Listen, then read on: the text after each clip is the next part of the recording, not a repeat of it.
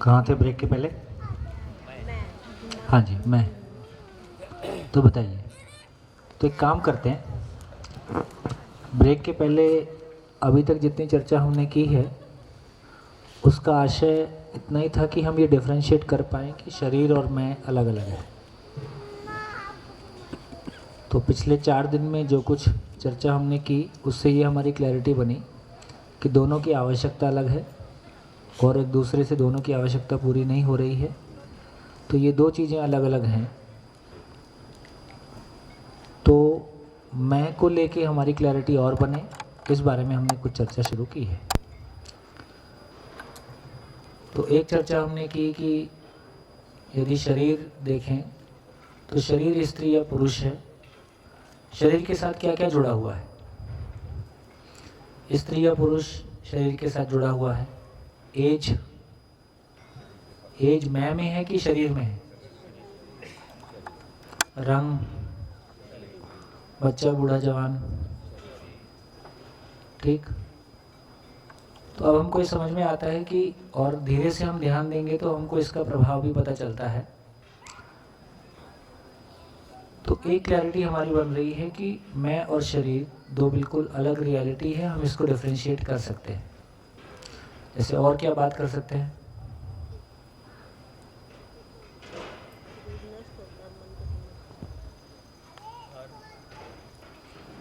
जैसे लिख डालिए, मैं और शरीर में आप कितने डिफरेंस लिख सकते हैं? तो हो सकता है हमारा ज़्यादा पॉइंट्स पे ध्यान जाएगा, हो सकता है कुछ बहुत अच्छे पॉइंट्स आपके बीच में से निकल के आए जिस पे हम कुछ गहरी चर्चा कर पाएंगे। शरीर और मैं, सेल्फ ऑब्जर्वेशन कीजिए, है ना। और कैसे दोनों अलग अलग हैं, कितने पॉइंट्स आप लिख पाते हैं, कितना फैल के आप सोच पाते हैं।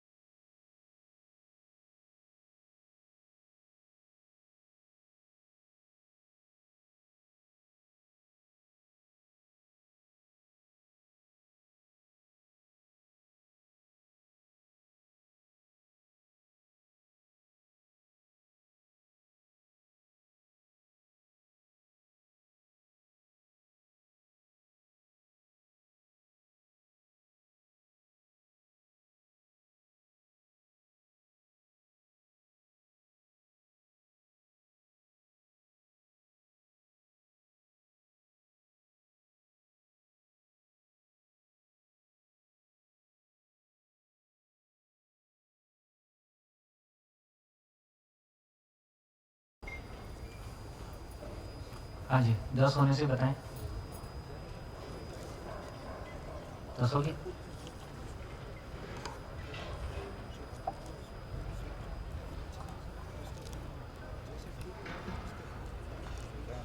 चलिए माइक उठाएं।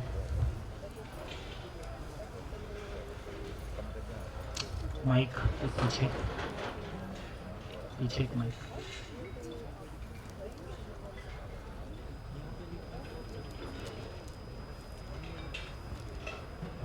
मैं स्किल्स नहीं हूँ, तो उसमें सारी चीज़ें आ गई, प्रोफेशन, करियर। तो जो भी चीज़ें मैंने उपयोगिता के लिए सीखी है वो मैं नहीं हूँ। ठीक है। नहीं, एक हाँ। जैसे स्किल को सीखने वाला कौन है? शरीर सीखता है कि मैं सीखता हूँ? मैं सीखती हूँ। तो स्किल को सीखने वाला मैं ही हूँ। लेकिन मतलब मैं मेरी स्किल से पहचानी नहीं जाती, वो मैंने एक उपयोगिता के लिए सीखा है। ये अच्छी बात है। वैसे एक मिनट रुक जाओ, चेयर ले लो, आराम से बैठो। हाँ जी, बाकी सब लोग अभी लिखना चाहेंगे? कितने लोग अभी और लिखना चाहेंगे?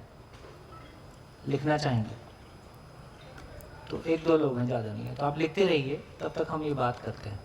देखिए, ये मुद्दा इन्होंने एक अच्छा उठाया है कि हम सब लोग इंजीनियर, डॉक्टर और सीए और एमबीए और जो भी प्रोफेशन हमने किए हैं, बिजनेसमैन, किसी पॉइंट पे जाके ये हमको तृप्ति नहीं देते हैं। हमारी पहचान, ये हमारी पहचान जैसा नहीं लगते। आपको याद होगा एक ज़माना था जब, अब बड़े लोगों को, बड़ी उम्र वाले लोगों को ज़्यादा याद होगा कि लोग अपने घर के सामने भी वो नेम प्लेट लगाते थे, बीए, एमए, एलएलबी। ये तो अंडरस्टूड है कि एमए किया है तो बीए किया ही होगा। तो फिर लिख 10th 12th बीए, 5th भी लिख, है ना।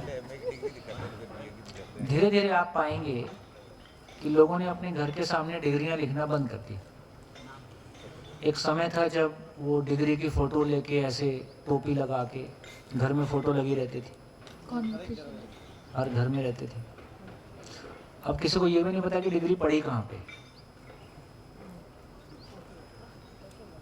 फिर वो डॉक्टर लोग अपने नाम के सामने डॉक्टर लिखते थे, तो इंजीनियर को लगा हम ही पीछे रह गए, तो उन्होंने भी ईआर लिखना शुरू किया। फिर कभी लिखते हैं बहुत प्रॉब्लम है। और थोड़े से भी सम्मानजनक समाज में लोग अपना नाम ही पर्याप्त मानते हैं, ये सब लिखने को अच्छा नहीं मानते। डॉक्टर के सामने डॉक्टर लिखना उस सेंस में उपयोगी है कि किसी को इमरजेंसी, फिजिकल इमरजेंसी है तो उसको कॉल कर ले, उसका पर्पस अलग हो जाता है। और फिर अपने में भी झांक के देखें कि इस पहचान ने हमको कितनी तृप्ति दी है। कितने इंजीनियर हैं सभा में? इंजीनियरिंग वाले हाथ उठाएं, है ना, 20-30 हैं। डॉक्टर कितने हैं? 1 2 3 4, चलिए डॉक्टर भी कुछ हैं। तो इंजीनियर, डॉक्टर, बिजनेस, ये तमाम जो भी कुछ है, किसी पॉइंट के बाद ये पहचान हमको तृप्ति नहीं दे रही है। और अपने भीतर झांक के देखते हैं तो मुझसे अलग ही कुछ है। तो क्या कारण है कि ये पहचान हमको तृप्ति नहीं दे रही है? हमारी जो करियर वाली पहचान है, ये हमको तृप्ति क्यों नहीं दे रही? कभी ऐसा ख्याल आया मन में?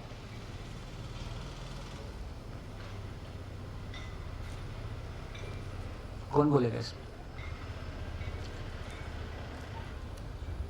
ये बात कितने लोगों को ठीक लग रही है? ये बात ठीक लग रही है? किसी को ठीक नहीं लग रही हो तो वो भी बोल सकते हैं।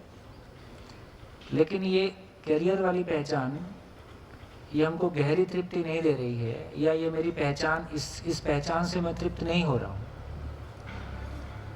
क्या जीने के काम में नहीं आ रहा? हाँ जी, क्योंकि वो भौतिक को ही तक ही, जिंदा रहने तक ही सीमित है।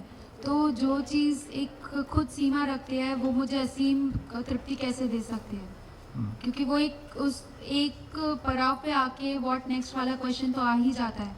तो मैं कुछ भी करूँ, वहाँ के एक पीक पे भी पहुँच जाऊँ। कल ही मैं किसी से डिस्कस कर रही थी, जो बहुत बड़े बड़े ऑथर्स होते हैं या सेलिब्रिटीज़ होते हैं, या अपने करियर की वो उस पीक पे पहुँच जाते हैं, उसके बाद कुछ नहीं। वहाँ पे पहुँचने के बाद उनको रियलाइज़ हो जाता है कि ये तो सब कुछ नहीं था।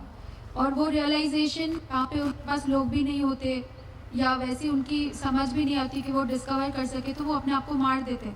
क्योंकि एक एक्सपेक्टेशन होती है कि यहाँ पहुँचने के बाद तो मैं अलग ही तृप्त फील करूँगा, एनलाइटन हो जाऊँगा, ये जो भी उनकी मीनिंग है। लेकिन पहुँचने के बाद दिखता है कि कुछ भी नहीं है, एक खोखलापन है, बहुत बड़ी वॉइड होती है। और वो करने के लिए वो इतने सारे सेक्रीफाइसेस दे चुके होते हैं, इतनी ज़्यादा सफरिंग झेल चुके होते हैं, जिनकी उतनी कैपेसिटी नहीं है, तो उसके बाद उनको लगता है अब कुछ भी करके उस सफरिंग को आज से रिलीज होना है, क्योंकि सुख प्राप्ति ही अल्टीमेट ट्रूथ है, यूनिवर्सल लॉ है। और इसके ऑपोजिट इतने ज़्यादा गए हैं कि वो जैसे रबड़ को खींच खींच के तोड़ दिया है, वैसी वाली अनुभूति होती है। होता नहीं है, लेकिन वैसा एक्सपीरियंस आता है उनके लिए। तो वो वहाँ तक पहुँचने के बाद भी अपने आप को मार देते हैं। तो ऐसे बहुत सारे एग्जाम्पल्स हैं। हम एक्सट्रीम्स जब बहुत ज़्यादा नीचे गिरते हो तब क्या करते हैं?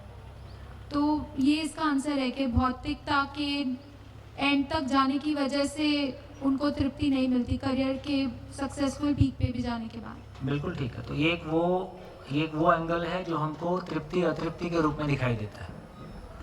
एक दूसरा एंगल ये है कि शरीर को जिंदा रखने के लिए कितने सारे प्रोफेशन हो सकते हैं, और यदि बिजनेस में भी जाएंगे तो एक आदमी एक शरीर यात्रा में 10 से 20 बिजनेस भी किए, ऐसे भी लोगों से मैं मिला हूँ। अलग अलग बिजनेस बदलते गए, कुछ ये कर दिया वो कर दिया। इसका मतलब है कि शरीर को जिंदा रखने के क्रम में हम बहुत सारी स्किल्स पा सकते हैं। उनमें से कोई एक स्किल के आधार पे अपने शरीर को जिंदा रख सकते हैं, अपने परिवार को चला सकते हैं। तो ये वन ऑफ मैनी है और ये बदलते रह सकते हैं। इसलिए ये कोई मेरी पहचान का मामला नहीं है। हाँ, इससे ये स्किल्स को लेके मेरी एक जो भी एक्सपर्टीज़ है, उससे जो भी मेरा क्रिएशन है उसमें अच्छा ज़रूर लगता है, लेकिन अच्छा लगना और अच्छा होना, ये इतना डिफरेंस इसके बावजूद इसमें बना ही रहता है।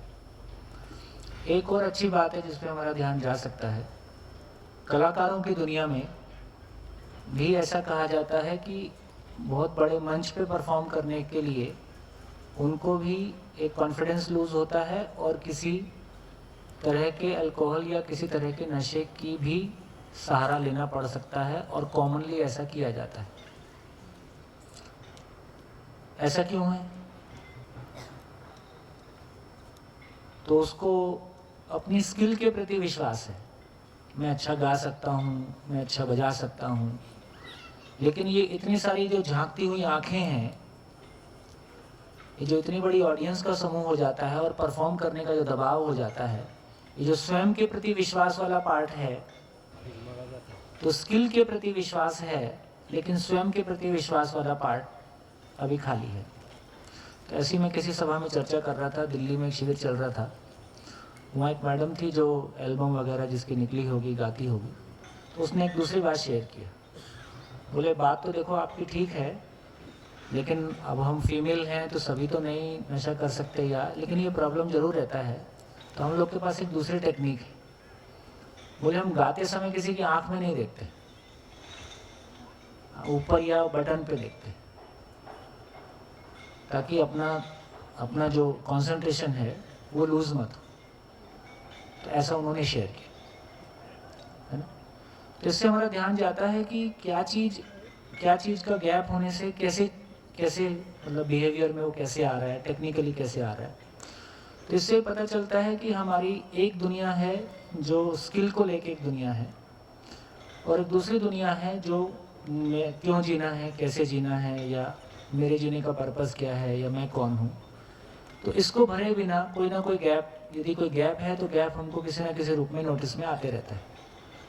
तो ये जरूर एक अच्छी चीज़ हमारे ध्यान में आ गई कि यदि अच्छा मेरी पहचान तो मुझसे है कि मैं एग्जैक्टली क्या हूँ और मैं क्यों जीना चाहता हूँ, क्योंकि ये पार्ट नहीं खुलता है तो बाकी कोई भी पार्ट कैसे भी पूरा करें, ये गैप अपने आप में बना ही रहता है और इसकी कमी हमको सालती ही रहती है। मैं सोचता हूँ काफ़ी बात हो गई, ठीक लग रहा है? हाँ जी।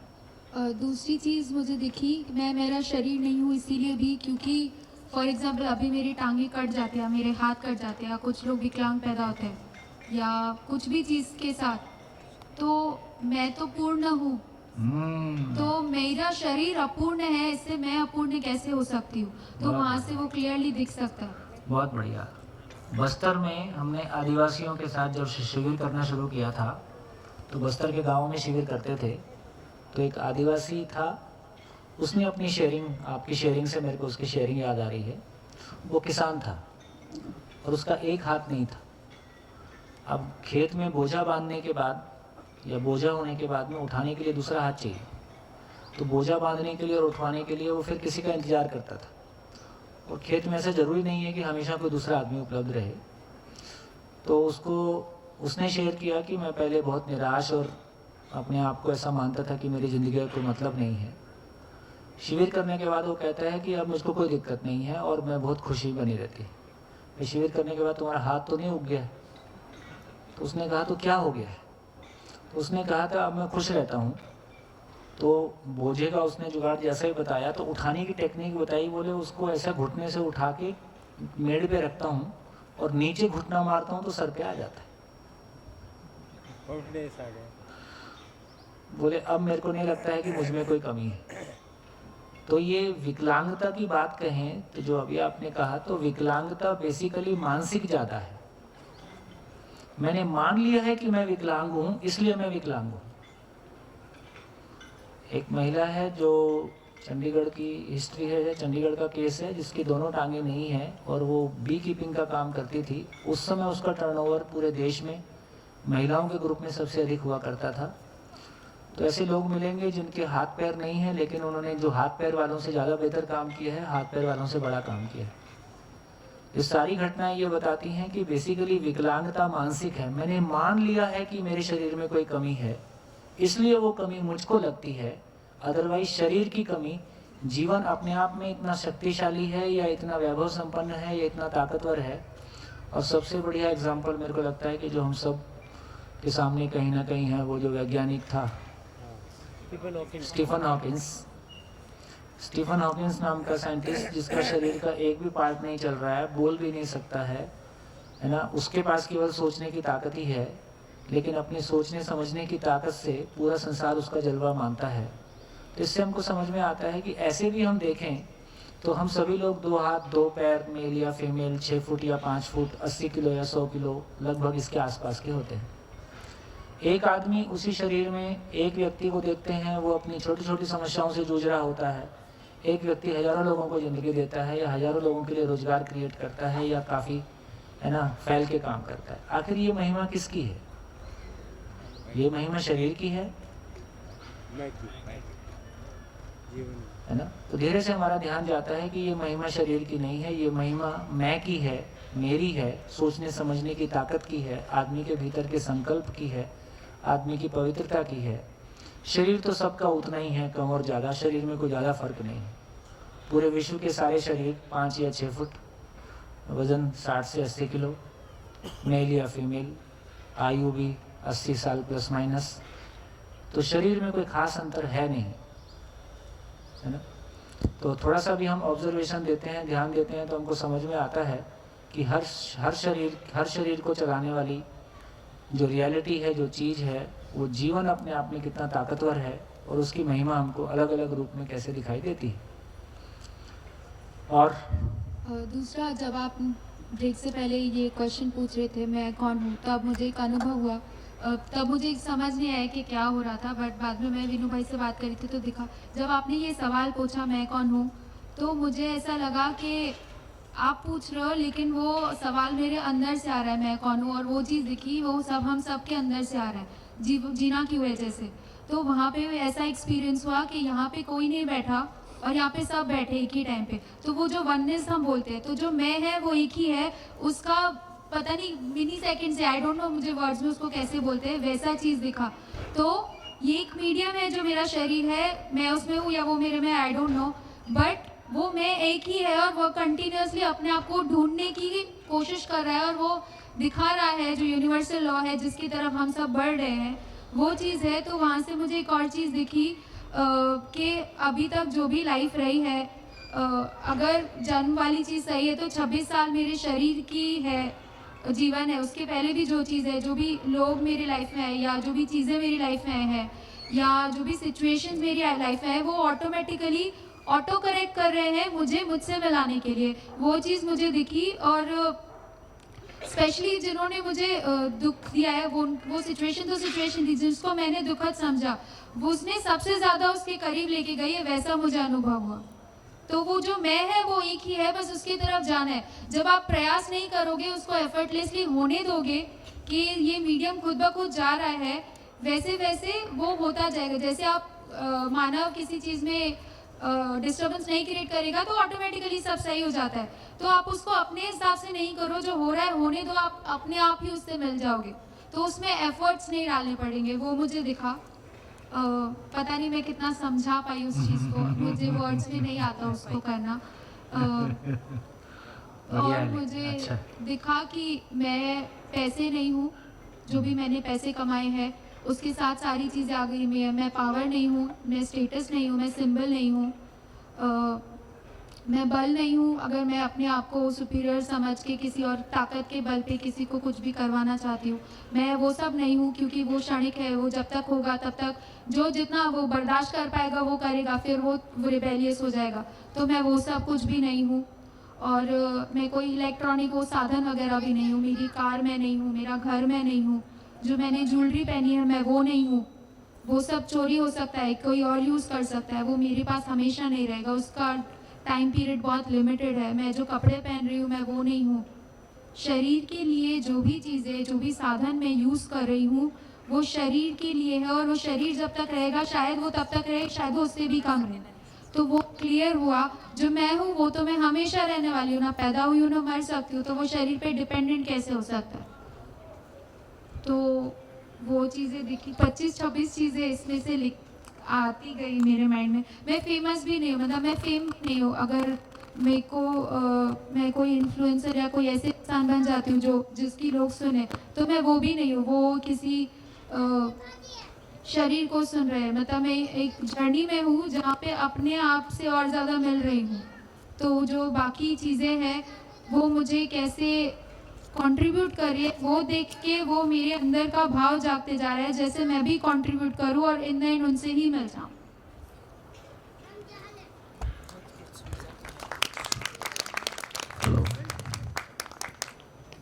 हर एक बात देखिए- पे कहते हो तुम कि तू क्या है, तुम ही कहो कि ये अंदाज़े गुफ्तगू क्या है।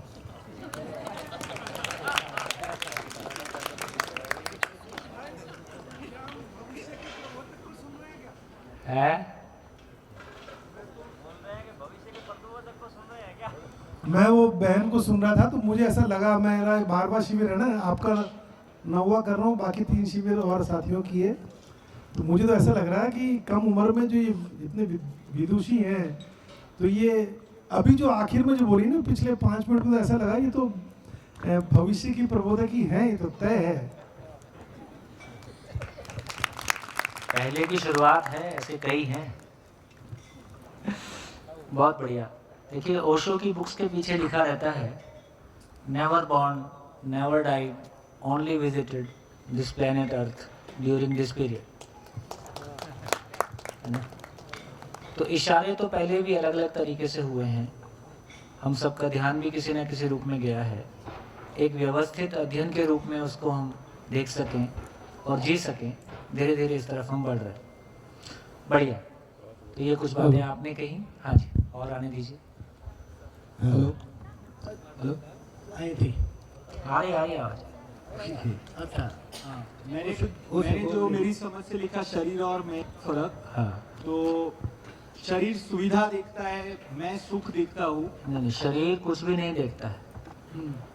शरीर के लिए सुविधा की आवश्यकता है, ये मैं ही देखता हूँ। हाँ, सुविधा शरीर के लिए है। सुविधा शरीर। सुविधा शरीर के लिए, सुख मैं के लिए है। हाँ, बाद में लाइक शरीर, संपर्क शरीर के लिए है और संबंध मैं के लिए है। नहीं। सही है? संपर्क और संबंध दोनों ही मानव के लिए। शरीर के लिए संपर्क की बात नहीं है, ये मतलब इस संपर्क को निभाने वाला भी मैं है, मानव ही है, और संबंध को निभाने वाला भी मानव ही है। वो एक अलग डायमेंशन हो गया। ओके। जैसे पहले डिस्कस हुआ था कि लाइक शरीर की कीमत है और मैं का मूल्य है। नहीं, ऐसा तो डिस्कशन में नहीं आया। नहीं, इट्स नॉट लाइक वैसे कि मतलब जैसे बोला ना कि आजकल हमारे अंगों की कीमत हो हाँ, 2 ऐसे। करोड़ कीमत है। हाँ, वो तो भ्रम की बात है। हाँ, तो वही हाँ। वैसे। एंड शरीर इंद्रिय सुख का नाम है और मैं आत्म तृप्ति की बात है। हाँ, शरीर से इंद्रिय सुख भोगने वाला कौन है? शरीर से इंद्रिय सुख भोगने वाला शरीर है? नहीं, मैं हूँ। मैं हूँ। तो ये क्लैरिटी बनी रहे कि शरीर को भोगने वाला भी मैं ही हूँ, ओके। और समझ बराबर सुख को भोगने वाला भी मैं ही हूँ। इस पे अपन और बात करेंगे। ओके। और एक आखिरी मुझे लगा कि जो समय के साथ कमजोर होता है वो शरीर है, और जो समझ के साथ बेहतर होता है वो मैं हूँ। चलेगा। सर मैं कुछ जोड़ता हूँ। देखने जानने पहचानने वाला मैं हूँ, शरीर नहीं। समझने और समझाने वाला भी मैं हूँ, शरीर नहीं है। सुखी और दुखी होने वाला भी मैं हूँ। शरीर मरता है, मैं नहीं मरता हूँ। शरीर की इंद्रियों को मैं संचालित करता हूँ और मैं ही उसका सुख या दुख भोगता हूँ। बहुत बढ़िया। मैं शरीर की व्यवस्था को नियमित व नियंत्रित करता हूँ। बहुत बढ़िया। मैं शरीर की व्यवस्था को नियमित या नियंत्रित करता हूँ, लेकिन शरीर की अपनी व्यवस्था भी है, वो अपने आप चलता भी रहता है। हाँ, इधर से। हाँ जी जी। हाँ जी। ये अभी 4 दिन से ये सब सुन रहा हूँ मैं। आज जब मैं की बात आई बड़ी खुशी हुई। तो मैं के बारे में यदि बोला जाए तो वो तो अनंत अनंत बातें निकलेगी, मगर मैं काव्यात्मक स्वरूप उसके बारे में जो है वही सीधा बता देता हूँ, क्योंकि जिसके बारे में नेति शब्द बोला गया है यही वर्णन इधर आएगा।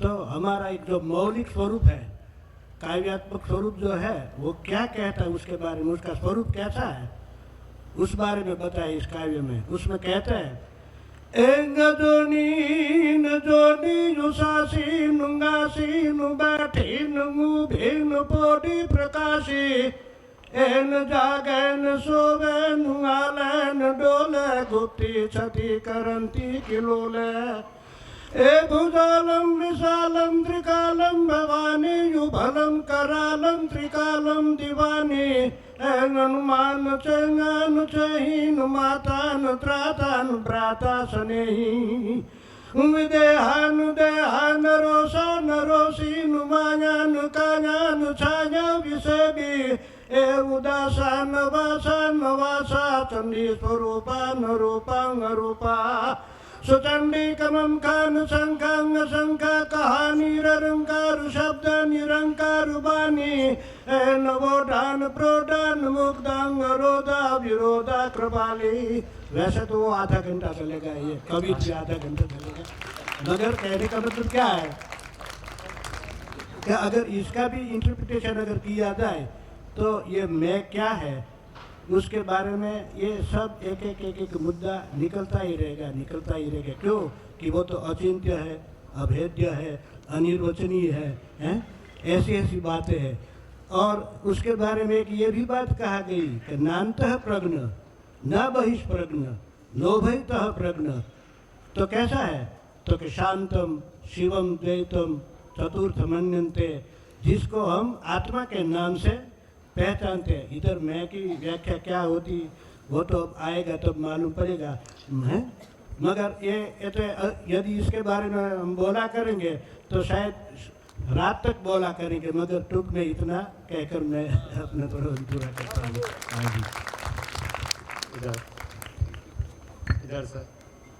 तो शरीर है वो एक, हाँ शरीर है वो एक वाहन है जिसमें मैं एज अ कैरियर आता है, और उसकी कल्पनाशीलता और उसी से जो वो जिसको वो जैसा ढालने की सोचता है वो करता है, और जिससे शरीर की जो भौतिक आवश्यकता है वो पूरी होती है। वैसे ही मैं जो आदर्श का जो वो भाव समझ जाए, और वैसे वो शरीर को भी चला सकता है। जैसे हमने कल ये समझा कि जो आवश्यकताएं है वो सीमित है, और हमारी जो एग्जिस्टेंस में अवेलेबिलिटी है वो भी सीमित है। तो मैं है वो शरीर को भी अपने स्किल से चला सकता है, मतलब उसको वो चला सकता है। हाँ ये ठीक है कि मैं शरीर को चलाता हूँ और शरीर मेरा साधन है ना। हेलो ये एक सर। बात हो गई। हाँ जी, हाँ जी, नमस्कार सर। दो नमस्कार आ रहे। अच्छा, तय कर लीजिए आप लोग, पहले कौन बोलेंगे? आप बोलिए। हाँ सर, तो मैं ज़्यादा फिलोसफल नहीं जाऊँगा, मोटा मोटा ही बोलता हूँ। तो शरीर को उम्र होती है, रंग रूप पद होता है, मैं में वो सब चीज़ें नहीं आती। शरीर को भौतिक ज़रूरियातों की बाहर से हमेशा पूर्ति करता रहना पड़ता है। मैं अपने भाव विचारों से हमेशा चलता रहता है। शरीर को आराम की ज़रूरत होती है, मैं को आराम न मिले तो भी चल जाए। शरीर एक समय में एक ही जगह पर रह सकता है, मैं एक ही समय कहीं भी रह सकता है। शरीर की ज़रूरत एक समय पर मर्यादित है, मैं की ऐसी ज़रूरियतों की मर्यादा जैसा कुछ नहीं। शरीर जो है अमुक मात्रा से ज़्यादा परिवर्तनशील नहीं है, मैं अमर्यादित रीत से परिवर्तनशील है। शरीर की जाति है, जेंडर है, मैं की कोई जाति नहीं, कोई जेंडर नहीं। शरीर विकलांग भी हो सकता है, मन हमेशा अक्षत है। Thank you. नमस्कार सर। हाँ जी, मैं अपना एक एक्सपीरियंस आपसे शेयर करना चाहूँगा सभी के साथ। जी जी। हम सब ग्रुप में एक रमन महर्षि की बुक का स्टडी कर रहे थे, वो एम आई, हाँ। मैं कौन हूँ। और उसमें एक टेक्निक थी कि मैं कौन हूँ। वो कह रहे थे कि अपने मन में ज़ोर ज़ोर से बोलना है भीतर ही कि मैं कौन हूँ, मैं कौन हूँ, मैं कौन हूँ। और कोई भी आंसर मिले उसे सच नहीं मानना है, जहाँ तक कि ये आंसर आपको ऐसा ना लगे कि ये यही है, ये मैं हूँ। तो हम स्टडी कर रहे थे। फिर क्या हुआ, एक दिन रात को सब बैठे थे, मैं भी बैठा था, और पूछ रहे थे भीतर ही भीतर कि मैं कौन हूँ, मैं कौन हूँ, मैं कौन हूँ। और अंदर से आंसर आ रहे थे, मैं हूँ डॉन। ऐसे कई आंसर आ रहे थे। लेकिन कहीं रुकना नहीं था। आंसर बहुत आएंगे। अच्छा अच्छा, ये भी बताया था रुकना नहीं। कई आंसर आ रहे थे। रमन जी को भी पता होगा ये इस टाइप का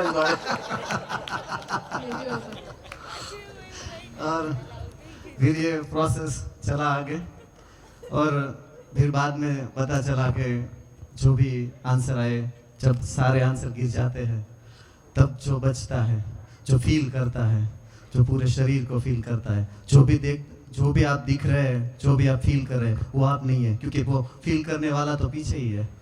और फिर हमने बॉडी पे प्रयोग किया कि हम बॉडी के सारे पार्ट्स को फील कर रहे हैं। इसका मतलब यही हुआ कि हम इससे कुछ अलग है।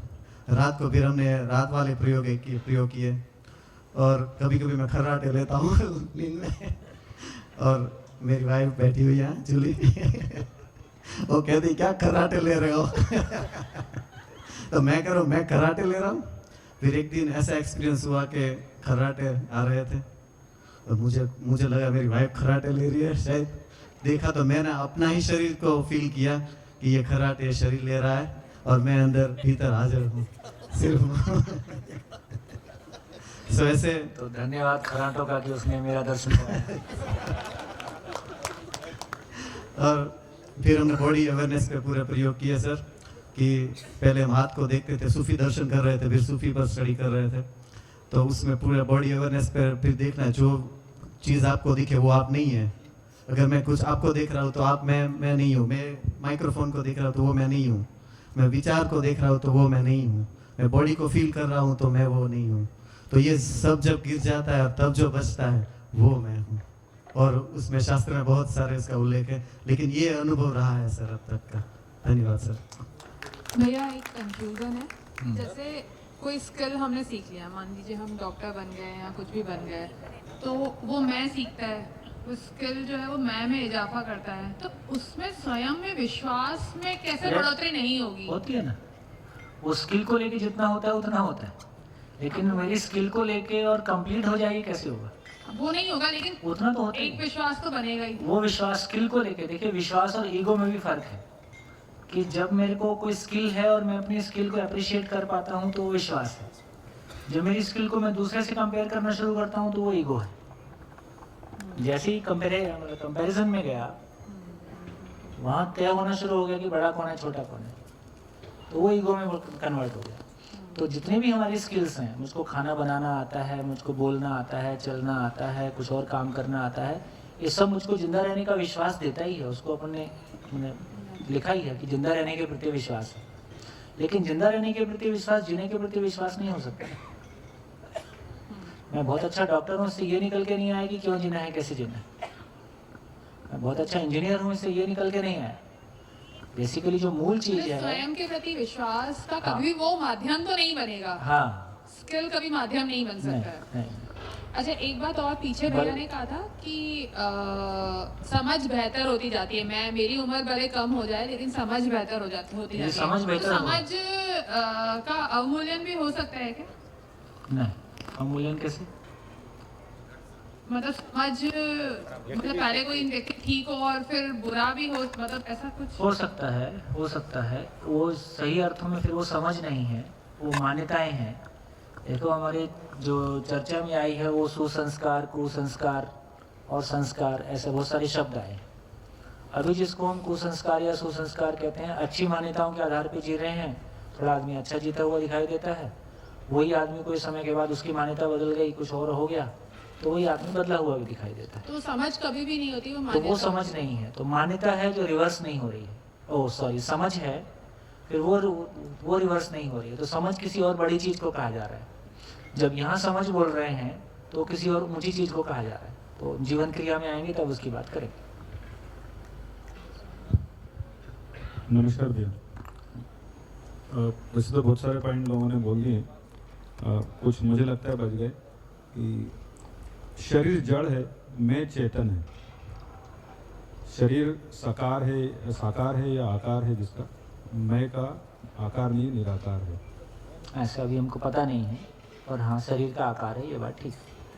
शरीर का पोषण आहार से होता है या अन्न से होता है।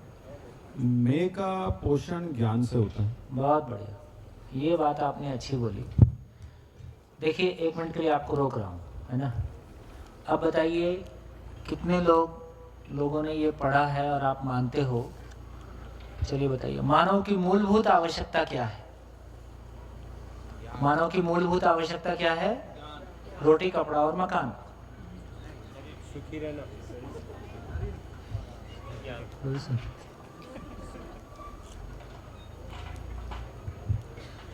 मैं आपको भ्रमित करने की कोशिश कर रहा था पर सफल नहीं हो रहा है। क्या बोले?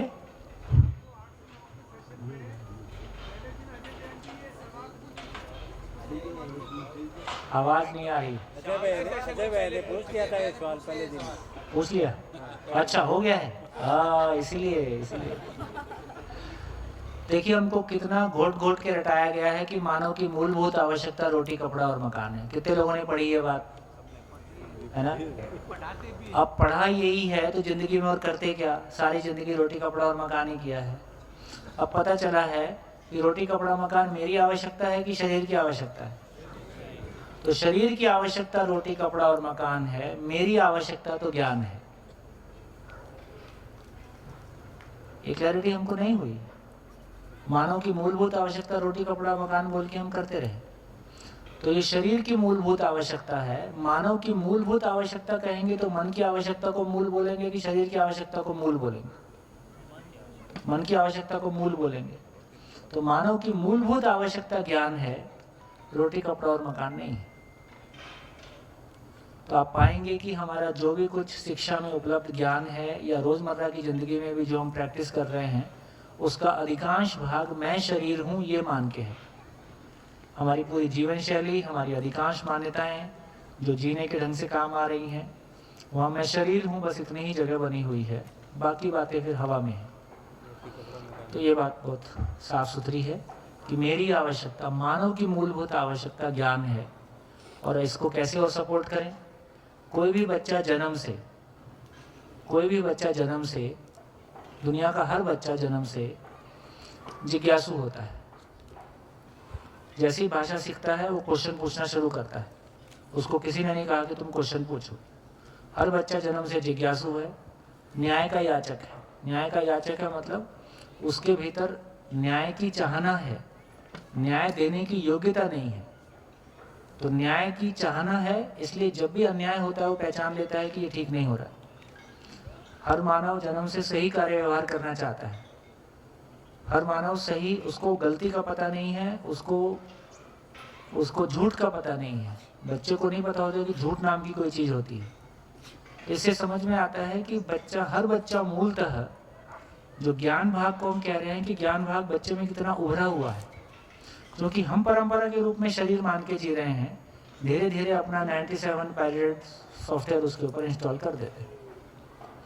तो यदि सच्चाई देखोगे तो ऐसा कहने में जरूर खराब जरूर लग सकता है, तो हम सब ने मिलके आने वाले बच्चों को भ्रम परोसा है और उनको भ्रमित किया है।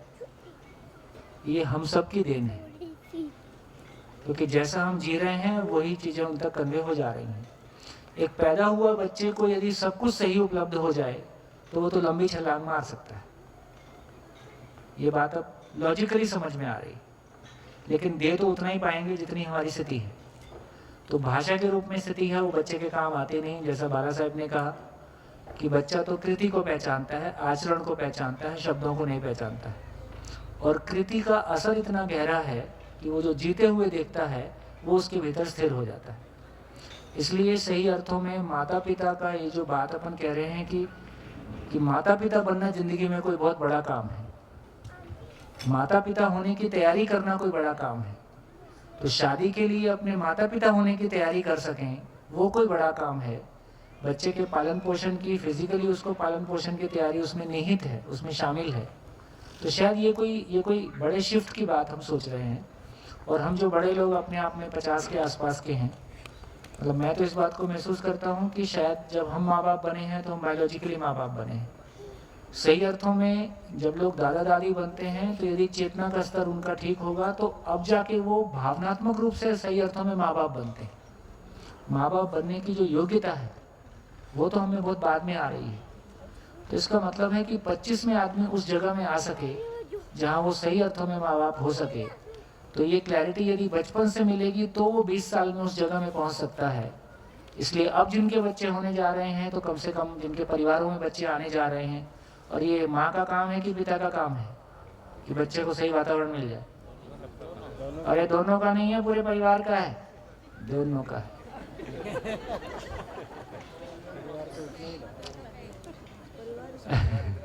सारे ऑप्शन सही नहीं होते, ए या बी ऐसा नहीं होता इसमें। इस एग्जाम में उसके पार भी ऑप्शन रहते।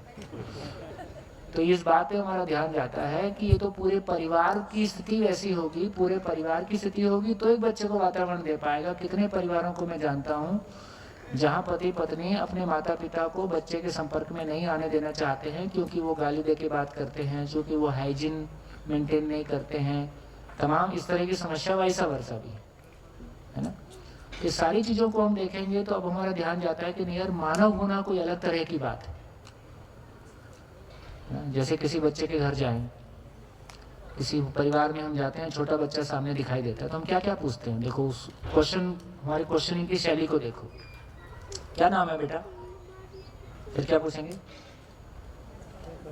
मम्मी पापा का नाम क्या है पूछ लो। फिर क्या पूछोगे? कौन सी क्लास में? इसके बाद क्या पूछोगे? स्कूल का नाम। धीरे से आएगा, बड़े होके क्या बनोगे? अरे उसको पता ही नहीं अभी। क्लास 6 के बच्चे को, क्लास 5 के बच्चे को क्या लेना यार तुम्हारे बनने ना बनने से।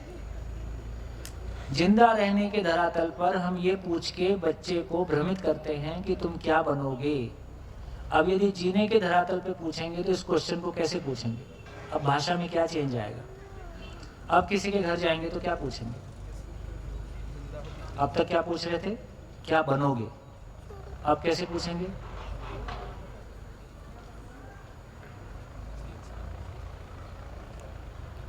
अब क्या पूछेंगे? अब भाषा क्या होगी? है? अब क्या पूछेंगे? तानी बढ़ाई तानी खुश हो अब काली दीवार आ गई। इतना जीना जीना करके अब देखो कैसा। तो हमारी हर क्षण जो हम बोल रहे हैं फिर इस पे हमारा ध्यान जाने लगा कि हम क्या बोल रहे हैं। हम माता पिता हैं चाहे दादा दादी हैं, हम क्या बोल रहे हैं इस पे हमारा ध्यान जाएगा और हम खुद ही अपनी गलतियां पकड़ना शुरू कर लेंगे। यार ये तो जो भाषा बोल रहा हूँ ये तो जिंदा रहने से आ रही है। तो फिर क्या बोलेंगे, कैसा क्या बनोगे की बजाय अब हम पूछेंगे बड़े होके कैसा जियोगे। ताली बजा सकते हो। कैसा जियोगे, कैसा जियोगे से उसका ध्यान जाएगा। यार जीना कोई चीज होती है, नहीं तो बनना कोई चीज होती है।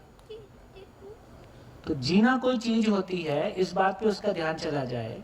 परिवार में जीने पे कोई चर्चा होती है इस बात।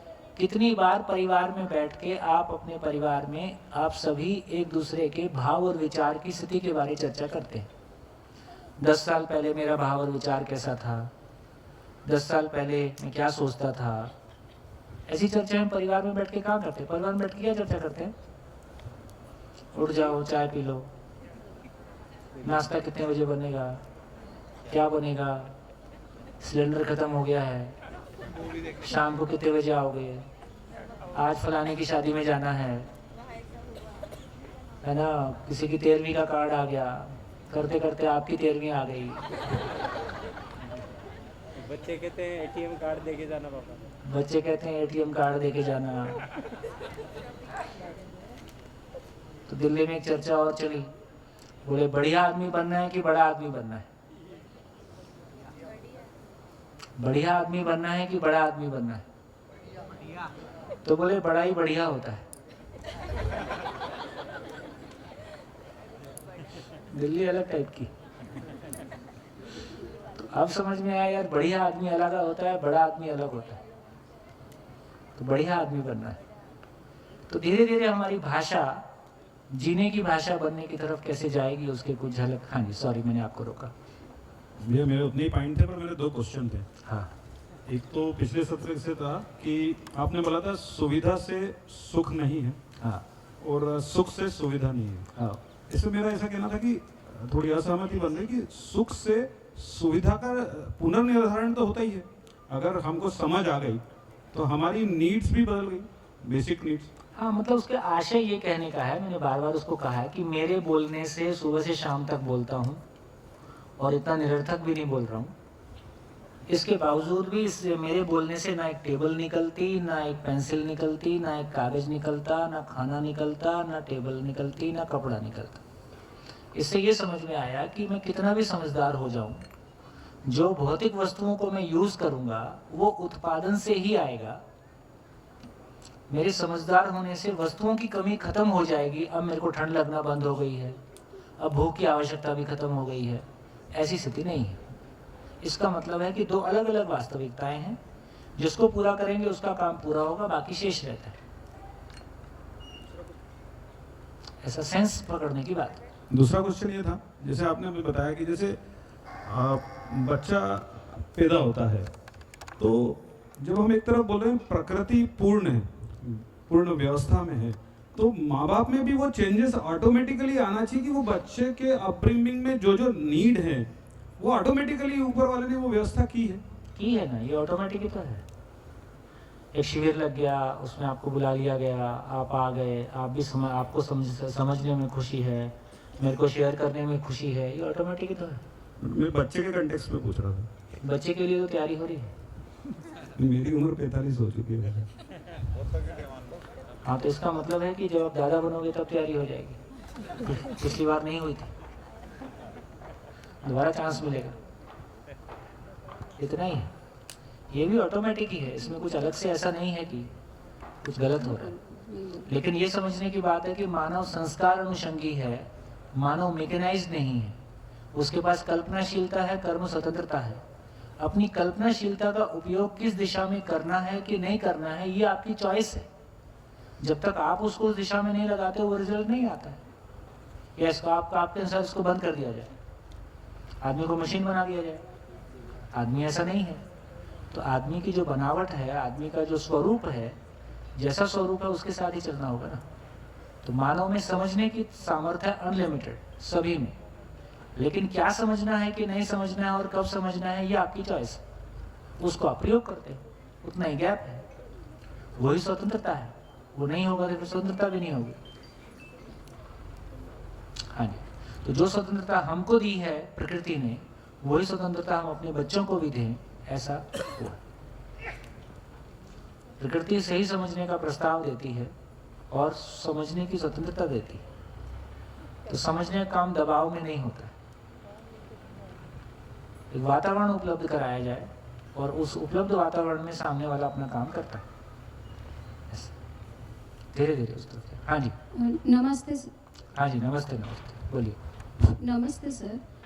सोम भाई, गुजरात में तो कम से कम दिल्ली में ठीक है।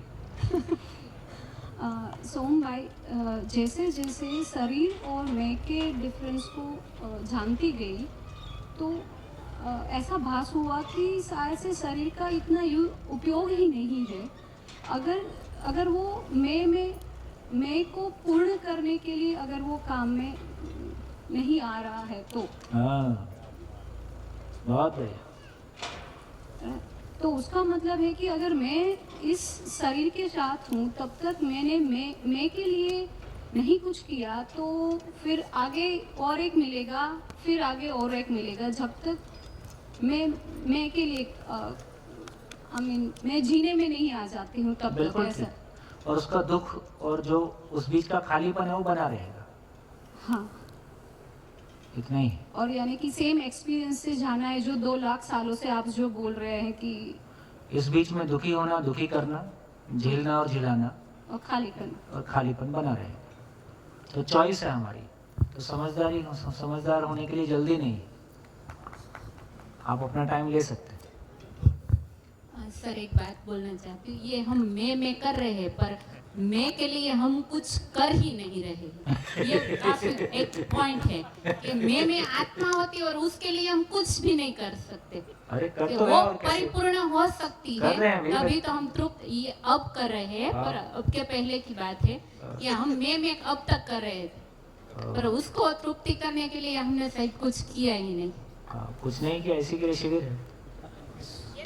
भैया नमस्ते, एक छोटी सी शेयरिंग थी। आप ही के किसी शिविर की क्लिपिंग देख रहा था तो आपने बताया था कि एक बच्चा जो है वो जन्मजाति रिसर्च स्कॉलर होता है।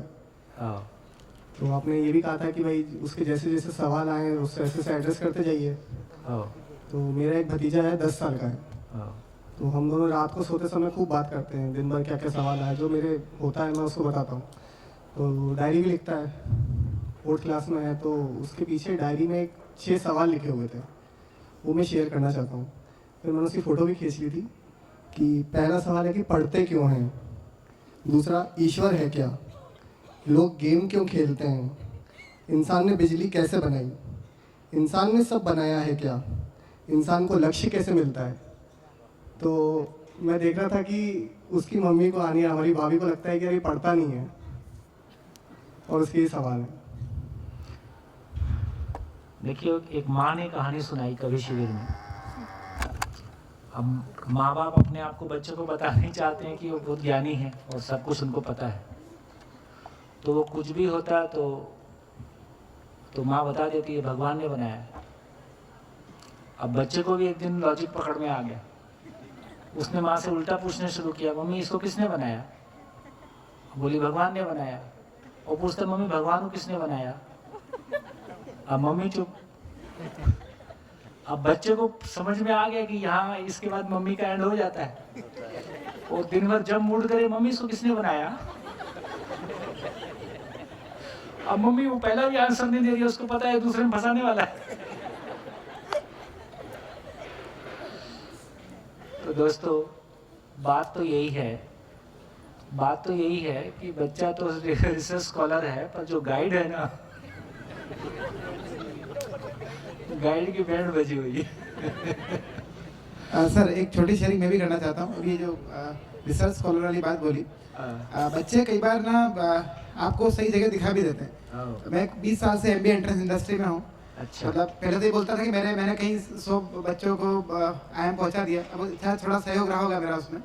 मेरी बेटी 8 साल की है, 1.5 साल पहले मैं उसको मैथ्स पढ़ा रहा था, और एक क्वेश्चन में उसने, मैं मैथमेटिक्स ही पढ़ाता हूँ, एक क्वेश्चन मैंने कुछ समझाया, उसने मुझे बोला पापा ये मैथ्स है। मतलब मैं उसको भी इतना ढंग से समझा नहीं पा रहा था, और उसको लगा कि इस आदमी को क्या मैथ्स आती होगी। तो मुझे लगा कि मैंने क्या पढ़ाया 20 साल में लोगों को, मैं 6.5 साल की बच्ची को अगर नहीं समझा पाया, जैसे एक एडिशन की नॉर्मल सी प्रॉब्लम थी। कई बार जो हमारे खुद के अहंकार इतने बढ़ जाते हैं, वो छोटे बच्चे ही उसको धरातल पर लाने के लिए काफ़ी होते हैं। जी, तो जो बात की गई है कि रिसर्च स्कॉलर की, तो हर बच्चे में जो भी 4 बातें कहेगी, मेरे को लगता है मैं लिख देता हूँ ताकि जो लोग पहली बार शिविर कर रहे हैं उनके ध्यान में बना रहे। इसको मैं साइड में लिख देता हूँ। कुछ चीज़ों को ध्यान में रखने से हमारा बेस बना रहेगा। हर बालक जन्म से जिज्ञासु है।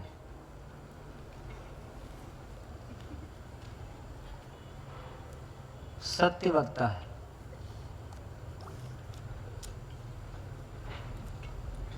न्याय का याचक है, न्याय को चाहने वाला है, न्याय की योग्यता उसमें नहीं है। और हर बच्चा सही कार्य व्यवहार करना चाहता है।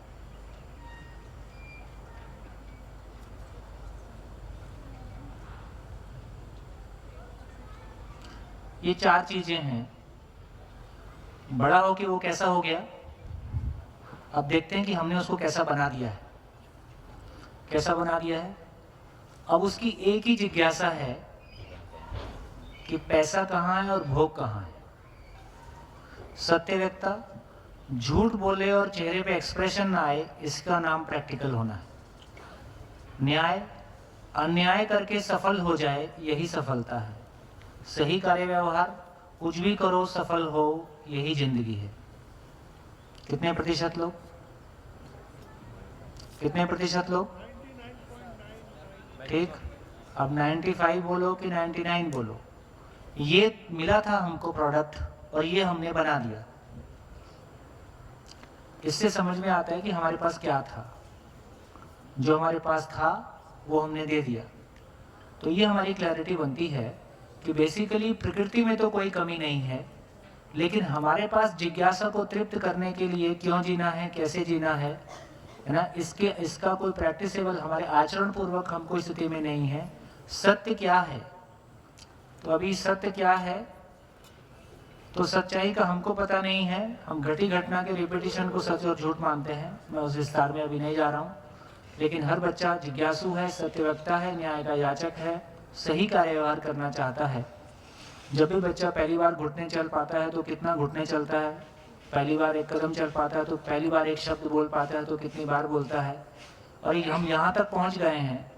देखिए, इससे ये भी समझ में आता है, एक और अच्छी इंटरेस्टिंग बात मेरे को लगता है कि यहाँ जोड़ सकते हैं, कि आज हम जो भी कुछ पॉजिटिवली कर पा रहे हैं, क्या कर पा रहे हैं और क्या नहीं कर पा रहे हैं। क्या कर पा रहे हैं? हमारे परिवार में गुजराती बोली जाती है तो हम बोल पाते हैं कि नहीं बोल पा रहे हैं? बोल पा रहे हैं। हमें घर में रहते हैं तो हम पहले से बेहतर घर बना पा रहे हैं कि नहीं बना पा रहे हैं? बना पा रहे हैं। हम मोबाइल यूज़ कर पा रहे हैं तो उससे बेहतर मोबाइल बना पा रहे हैं। तो ये सोचने लायक क्वेश्चन है कि यदि हम अपने परिवारों में रह के भाषा को सीख पाए, बेहतर भाषा बोल पाए, हमारे कपड़े पहले से बेहतर हैं कि नहीं, हमारे मकान पहले से बेहतर हैं कि नहीं, हमारी गाड़ियाँ पहले से बेहतर हैं कि नहीं, हमारी सड़कें पहले से बेहतर हैं कि नहीं, हमारे आचरण बेहतर हैं क्या? यहाँ पे नहीं बोल दिए, बाकी सब में हाँ बोले। हाँ तो बोले, हाँ तो नहीं भी बोले। हमारा आचरण लगातार बेहतर होता जा रहा है, ऐसा है क्या? क्या कारण है कि हमारी सड़कें बेहतर होती जा रही हैं, हमारे कपड़े बेहतर होते जा रहे हैं, हमारा मकान बेहतर होता जा रहा है, मोबाइल गाड़ियाँ बेहतर होती जा रही हैं, है ना, तमाम जो और फैसिलिटीज़ हैं वो बेहतर होती जा रही हैं, तो हमारा आचरण क्यों नहीं बेहतर हो रहा? आदमी के साथ जीने का हमारा विश्वास बढ़ने की बजाय ये घट क्यों रहा है? जिंदा रहने के साथ जो जरूरी है वो सब हम बेहतर बना रहे हैं। तो जिंदा रहने के साथ जो कुछ भी जुड़ा हुआ है वो हम बेहतर बना पा रहे हैं, क्योंकि वो हमारे आचरण का हिस्सा है, वो हमारे आचरण में है। तो इसका मतलब क्या हुआ? आचरण क्यों बेहतर नहीं हो रहा है? क्योंकि वो जीने में नहीं है, वो केवल बोलने में है। तो इसका मतलब है ये भी हमारा ध्यान में जाता है कि हम गलतियों से सीखते हैं या सही आचरण से सीखते हैं। सही आचरण से। कितने लोगों को लगता है कि मानव गलतियों से सीखता है? कितने लोगों ने ये सुना है कि हम गलतियों से सीखते हैं? ठीक, ऐसा हम अधिकांश लोग मानते हैं कि हम गलतियों से सीखते हैं। अब इसको जांच के देखिए, हम गलतियों से सीखते हैं या कोई सही का मॉडल सामने होता है और उसको हम कॉपी करते हैं या उसको हम फॉलो करते हैं, इसलिए हम किसी सही तक पहुंचे हैं? माइक ले लो। सही लग रहा है। क्या सही लग रहा है? कि अगर कोई सही आचरण को जैसे हमने गुजराती भाषा बोलना सीखा, तो गुजराती भाषा हमने गलती कर करके बोल के सीखा, या घर में कुछ लोग बढ़िया गुजराती बोलते थे इसलिए हम गुजराती बोल पाए? लोग बोलते थे इसलिए बोल पाए। हम दो पैरों से इसलिए चलते हैं कि घर में कोई लोग हमारे से पहले से दो पैरों से ठीक से चल रहे थे। तो हम गलतियों से सीखते हैं कि सही आचरण उपलब्ध होने से हम उसको फॉलो कर पाते हैं, इसलिए सीख पाते हैं। सही आचरण उपलब्ध होता है उसको फॉलो करने से। पर आज सुबह ही आपने ही बोला था कि हम गलतियों से भी सीखते हैं। गलतियों से सीखते हैं नहीं बोला, हम गलतियों से ये सीखते हैं कि क्या करने लायक नहीं है। बेटर करने की जरूरत। गलतियों से हम ये सीखते हैं कि क्या कौन से दरवाजे बंद हैं, या अनुचित को पहचानने के लिए गलतियां अनुचित को पहचानने का एक तरीका है।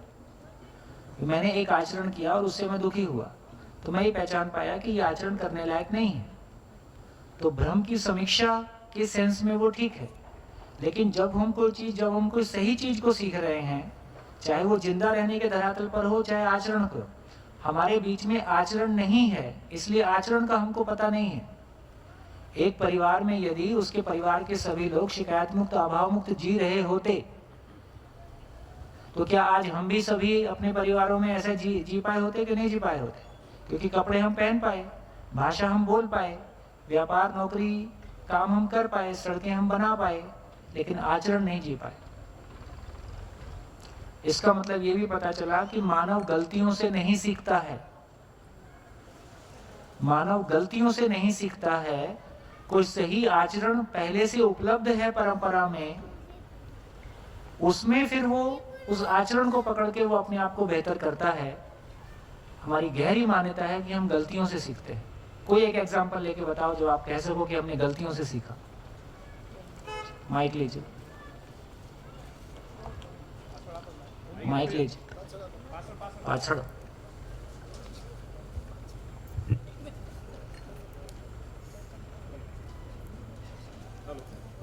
हेलो। एक तो कहावत भी है बहुत पुरानी, ठोकर खा के ठाकुर बनते हैं। एक हमारे बिजनेस में भी हम एक कहावत यूज करते हैं, कोई पैसा डूब जाता है तो हम उसको बोलते हैं इसको अकल खरीदी खाते में डाल दो। हाँ। तो जैसे मैंने बिजनेस नया शुरू किया, तो अकल खरीदी खाते में डालने का मतलब है, जैसे जिंदगी में भी देखें, जिंदगी में एक बड़ा पार्ट है कि क्या करने लायक नहीं है, और जिंदगी में बहुत छोटा सा पार्ट है कि करना क्या है।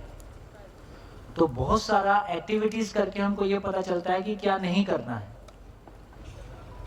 इसका मतलब है कि वो जीने को सीख रहे कि क्या जीने लायक नहीं है, वो पहचान रहे। क्या करने लायक नहीं है, क्या जीने लायक नहीं है, हम उसको पहचानने की कोशिश कर रहे हैं। ये एक तरीका हो सकता है। और बोलिए, और कोई एग्जांपल? जैसे बिजनेस में बहुत सारे लोगों को उधार देने जाते हैं। हाँ, वही सब। तो अब वो पैसा तो वापस नहीं आया, या उसने बहुत रुला के दिया, तो अब ये लर्निंग रही कि अगली बार इसको उधार देना ही नहीं है। इसमें कुछ सीखने इसमें कुछ जीने की बात नहीं है। ये गलती से सीखने वाली बात तो भाई साहब और किसी हो जाए। आचरण का मतलब है, जब हम आचरण की बात कर रहे हैं तो उसका मतलब है आपको ये समझ में आया कि ये गलती करने के बाद समझ में आया कि ये गलती नहीं करना है, लेकिन आचरण है कि क्या करना है। जो क्या करने वाला भाग है, इसलिए हमारे पास नहीं करने वाला भाग है। इसलिए हम अपने बच्चों को भी यही बोलते रहते हैं, ये नहीं करना, ये नहीं करना, ये नहीं करना, ये मत करो, ये मत करो। उसको समझ में नहीं आता करना क्या है ना। तो हमारे पास नहीं करने वाला भाग ज़्यादा है, क्योंकि हमने गलतियां कर करके ये वाला भाग सीखा है कि क्या नहीं करना है। लेकिन क्या करना है, क्यों जीना है और कैसे जीना है, ये उससे निकल के नहीं आया। आपकी तमाम ये सारी अकल खाते के बावजूद क्या हमारा परिवार शिकायत मुक्त अभाव मुक्त हुआ? क्या हमारा बिजनेस शिकायत मुक्त अभाव मुक्त हुआ? धीरे धीरे परिवार में और बिजनेस में शिकायत बढ़ता हुआ दिखाई देता है कि घटता हुआ दिखाई देता है? ऐसा देखिए, पता चलेगा कि जीने का भाग तो नहीं निकला। ठीक लग रहा है भैया जी? यदि हमें गलतियों से यदि सीखते तो आदमी जीवन भर गलतियां करते रह जाता, सीखने का उसको टाइम ही नहीं मिलता। इसको उल्टा कर लो, यदि फिर भी किसी को लग रहा हो गलतियों से सीखते हैं, तो हम गलतियां करते फिर अच्छे काम ही नहीं करते। गलतियां करते वो एक बात है। जैसे किसी परिवार में झगड़ा हुआ, किसी परिवार में झगड़ा हुआ और बच्चों ने वो झगड़ा होते हुए देखा कि नहीं देखा? किसी के माँ बाप झगड़ा करते हैं और या चाचा ताया झगड़ा करते हैं। जब बच्चे छोटे रहते हैं तो अपने परिवार में सब कुछ देखते ही हैं। एक बच्चा झगड़ा देखते हुए बड़ा हुआ है तो गलतियों से कुछ सीखता कि नहीं सीखता? तो सीखता कि यार झगड़ा करना ठीक नहीं है, क्यों? देख के दुखी तो होता है। लेकिन क्या वो बड़ा होके वो ऐसा जी पाया कि वो झगड़ा ना करे? बल्कि धीरे धीरे वो ही हो पाया कि परिवार के साथ रहना ही नहीं है। तो गलतियों को देख के हम गलतियों से मुक्त हो सके ऐसा नहीं है। गलतियों को देख के हम जिंदगी से भी मुक्त हो जाना चाहते हैं कि ये फेस ही ना करना पड़े, क्योंकि ये करेंगे तो ये होएगा ही। और दूसरी बात, बच्चे के लिए अभी अपन बात कर रहे थे कि बच्चे में जन्मजात कुछ गुण होते हैं, लेकिन धीरे धीरे जब वो बड़ा होता है, जीवन धारा में आता है, तो सारे उल्टे हो जाते हैं। इसका एक बड़ा कारण ये है कि हम भी कई बार जैसे टीचर्स लोग हैं तो आपस में बैठते हैं, मिलते हैं, इस बारे में बात करते हैं बच्चों के बारे में। तो सबसे बड़ा कारण है कि हमारे समाज में बच्चे के योग्य न तो माता पिता है, न पेरेंट्स हैं, न समाज है और न शिक्षक है उसके। लंबी व्याख्या देने की बजाय हमने जिंदा रहने को जीना माना है, खत्म बात। इतना ही तो है। अब नाम इसमें किसी का भी जोड़ लें, लेकिन हमने हमारे पास जिंदा रहने को जीना माना है। जिंदगी का एड्रेस हमारे पास नहीं था, इसलिए सारा बखेड़ा उतना ही है। इसमें से ये भी निकल के आया कि हम, जो अभी काम की बात निकल के आ रही है वो ये है कि हम गलतियों से नहीं सीखते हैं। कोई सही आचरण हमारे सामने प्रस्तुत होता है तो हम उसको फॉलो कर लेते हैं। तो मानव सही से सीखता है कि गलतियों से सीखता है? सही से सीखता है। तो मानव सही से सीखता है। सही आचरण हमारे परिवारों में है नहीं, इसलिए सही आचरण अगली पीढ़ी में आया नहीं। मकान बनाने की टेक्निक हमारे परिवारों में थी तो अगली पीढ़ी में मकान बनाने की टेक्निक आ गई। मोबाइल बनाने की टेक्निक थी तो अगली पीढ़ी में और बेहतर आ गई। ये बात पहुंच रही है? ये बात पहुंच रही है ना? इससे समझ में आता है क्या नहीं करना है ये कोई समझदारी की बात नहीं है। कैसे क्यों जीना है और कैसे जीना है कोई ये समझदारी की बात है। इसलिए बहुत सारी जो हमारी भाषा में है कि ये मत करो, ये मत करो, ये ठीक नहीं है, ये ठीक नहीं है, इससे निकल कुछ नहीं है। हेलो माइक, एज भी कोई चीज होती, तुम समझते क्या? धन्यवाद। कि गलतियों की समीक्षा और सही की रोशनी में सीखते हैं। हाँ, ये आपने अच्छी बात कही, फिर से बोलो। हम गलतियों की समीक्षा और सही की रोशनी में सही को सीखते हैं। इसको और अपन व्यवहारिक रूप में सटीक कर लें कि जैसे एक बच्चा छोटा रहता है और घर में लोग चल रहे हैं और हम बच्चे को चलाने की कोशिश करते हैं, तो बच्चा क्या एक दिन में उसको बोलते हैं चल जा और वो चलना शुरू कर देता है? एक चलता हुआ मॉडल है, चलाने की कोशिश है, उसका चलने का प्रयास है। इस बीच में वो कई सारी गलतियां करता है। कई सारी गलतियां करके वो ये पहचान पाता है कि ऐसे चलना नहीं होगा। फिर वो अपना ऐसे चलना नहीं होगा से समीक्षा करता है कि अच्छा ऐसे चल के देखता हूँ। बच्चा जब पहली बार करवट बदल लेता है अपने आप, तो हम कितने खुश हो जाते हैं कि अब अपने आप करवट बदलने लगा है। जब घुटने से चलने लगता है तो एक स्टेप और आ जाता है। और ये करवट बदलना अचानक नहीं हुआ, इस बीच में 3600 स्टेप होंगे। ये घुटने से चलना एक बार में नहीं हुआ, इसमें 2500 स्टेप्स होंगे। तो इस तरह से लगातार वो इसकी समीक्षा करना है कि क्या करना है और क्या नहीं करने से नहीं हो रहा है, और क्या करने से होगा। तो लगातार सही का प्रस्ताव सामने है तब हम ऐसे पहचानते हैं। नहीं तो यदि मानव जाति में कोई चीज पहले से उपलब्ध नहीं है और जब पहली बार उपलब्ध होती है उसका नाम अनुसंधान है। अनुसंधान शब्द हम रोजमर्रा में और गुजराती में मैं काफी कॉमनली यूज होते हुए देखता हूँ। अनुसंधान शब्द को जब मैं यूज कर रहा हूँ उसका मतलब है कि कोई शब्द कोई चीज मानव जाति के पास उपलब्ध नहीं है।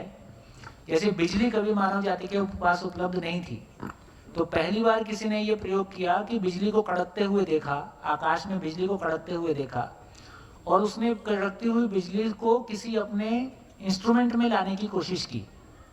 तो उसने एक बड़े बांस में कपड़ा बांध के गीला करके और उसके नीचे एक नीडल लगाई, वो जिससे कि वो आता है तो वो नीडल हिलती है क्या।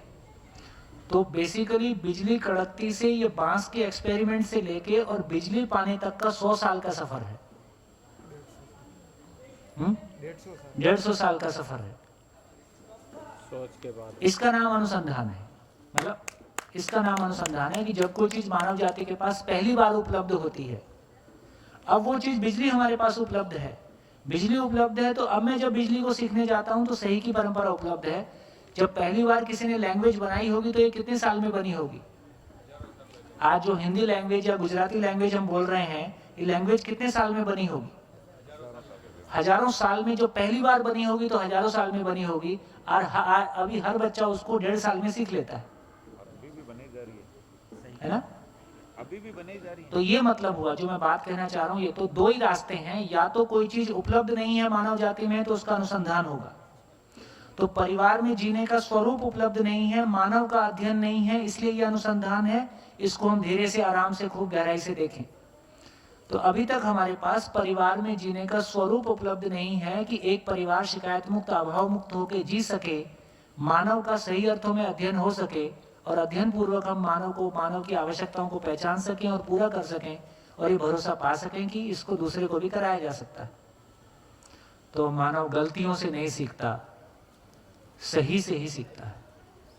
इसलिए सही आचरण करना, जो आज आप कह रहे थे कि शब्दों से नहीं सीखता है बच्चा, शब्दों से। हम शब्दों से, इसलिए हमको कितनी परेशानी आती है। आज एक बहन पूछ रही थी, बेटी पूछ रही थी, वे शिविर के दौरान तो अच्छा वातावरण बना हुआ है, यहाँ तो हमारा भाव बहुत अच्छा है, शिविर के बाद तो ऐसा नहीं रहेगा।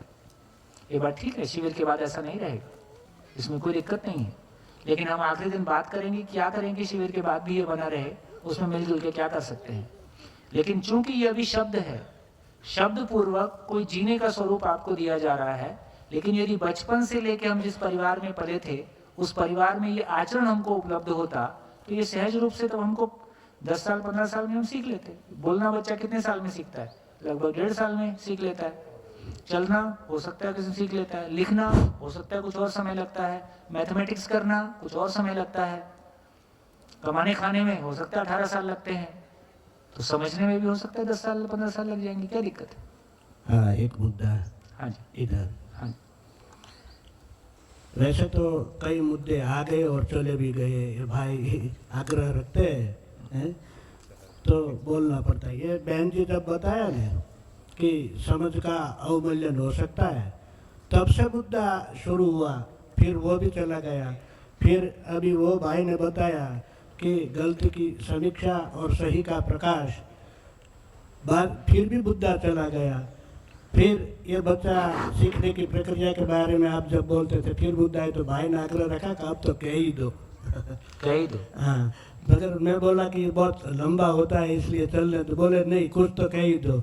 तो हम तो काव्यात्मक स्वरूप नहीं कहेगा, क्योंकि बच्चा तो अनुकरण से भी सीखता है और दूसरी कई भी बातें। एक श्लोक भी है, इंद्रिय सेन्द्रिय स्वार्थे राग द्वेषो व्यवस्थितो तयोर नवशमागच्छत तो यश परिपंथिनो। इंटरप्रिटेशन करेगा तो बहुत लंबा होगा, मगर उसका जवाब जो है वो कैसे होता है, सिखाता कैसे है, उसका भी एक काव्य है।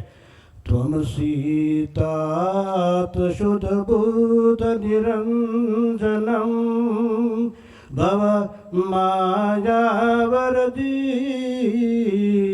ज्ञाता न ते शरीरम न चाशत्वमसि किमरोदिषि त्वं सुखधाम।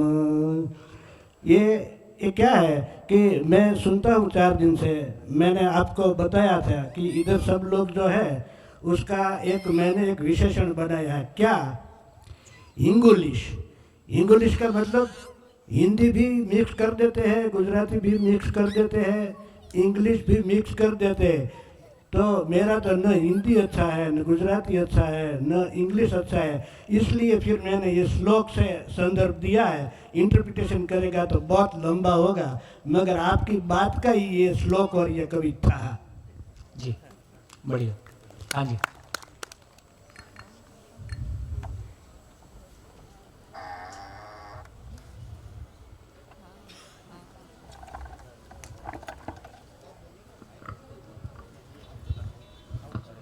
हाँ, जय हिंद सर।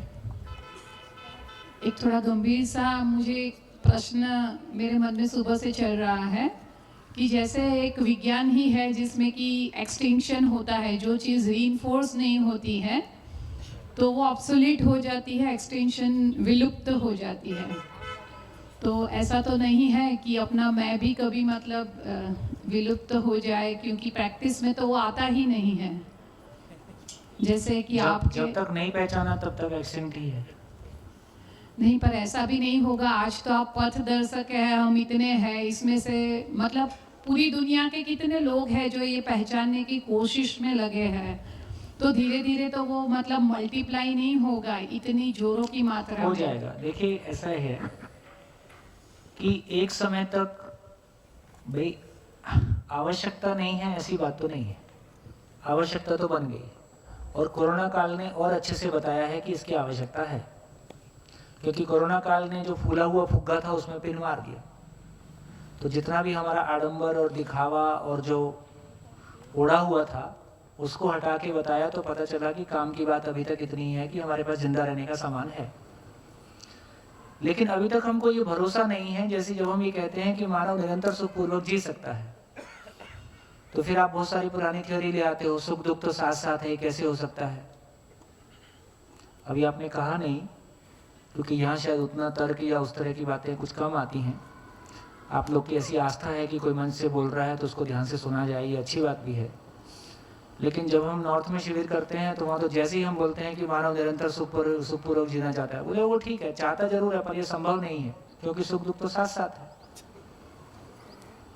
तो इस तरह की बहुत सारी हमारे कॉन्ट्रडिक्शन हमारे पास रखे हैं, तो हम अपनी भ्रमित मान्यताओं के घेरे में ही दब के अपनी कब्र खोद लिए हैं।